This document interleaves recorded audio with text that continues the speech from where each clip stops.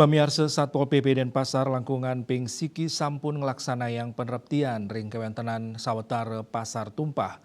Pasar Tumpah puniki akeh molihang pekeng saking kramane saning lintang ring margi santukan ngewetuang kemacetan.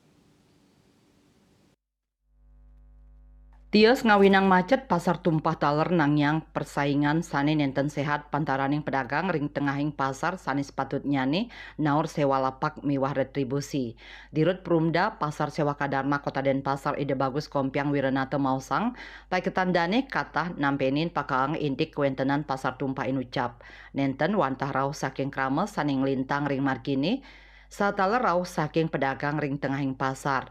Nanging pai ketandane nenten prasida antuk ngelaksanayang penataan ring pasar tumpah inucap, santukan pasar inucap manggenah ring dure tembok pasar. Sadurung punike pai ketandane sareng instansi sane mapaiketan sampun nanin melik bagang indik pasar tumpah punike, tur sampun kemargiang penreptian.